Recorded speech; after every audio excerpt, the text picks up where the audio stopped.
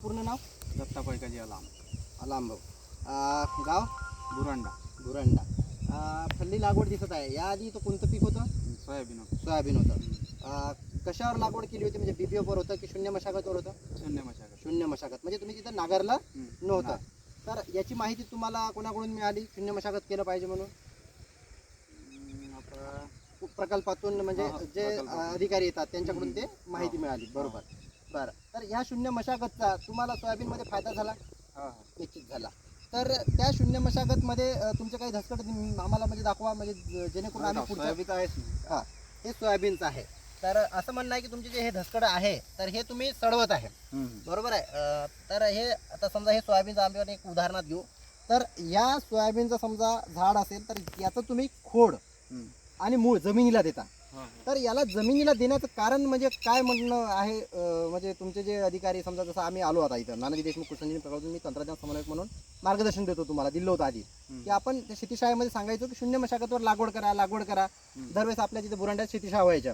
तर याचा एक असा फायदा आहे की याचं जे मूळ आहे याला गाठी असतात सोयाबीनच्या. बरोबर आहे. असतात ना झाडाला, आपण लहान म्हणजे सांगायचो तर ह्या गाठी नत्र स्थिरीकरण करतात. बरोबर आहे. तर याचं नत्र आपण जमिनीला देऊन राहिलो. दुसरं याचं खोड ते देता जमिनीला. ते दोन्ही गोष्टी दिल्यामुळे दुसरं पीक जेव्हा टाकू, जसं आता तुम्ही फल्ली लागवड केली आहे, ही फल्ली आणि ती फल्ली जर पाहिली तुम्हाला दुरा फरक जाणवतो, भरपूर फरक आहे. आहे की नाही? तर यामध्ये कीड रोग प्रतिकार क्षमता चांगली म्हणजे खूप हे आहे, कमी आहे.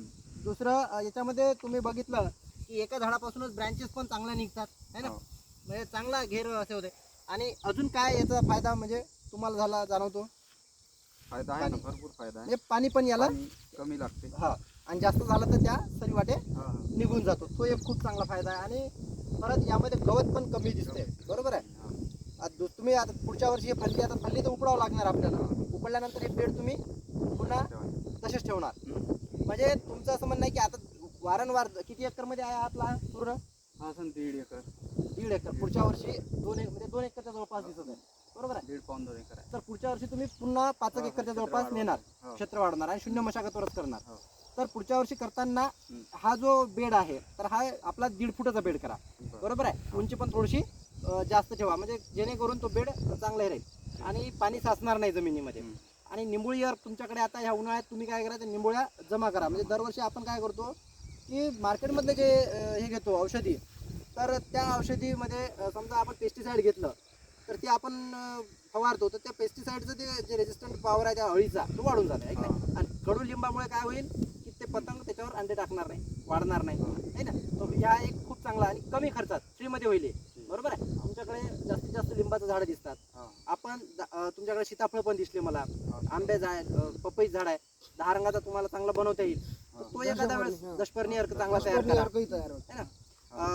तुमच्या इथं जयसिंगपुरे साहेब येत राहतात, यांचं मार्गदर्शन, आपले नेकाजी साहेब येतात, चव्हाण साहेब म्हणजे येतात. तर आम्ही सगळेजण येऊन तुम्हाला परत आपण खरीप पूर्व नियोजन एक दिवस आढावा घेऊन अजून काय करता येईल चांगलं ते करूया. धन्यवाद.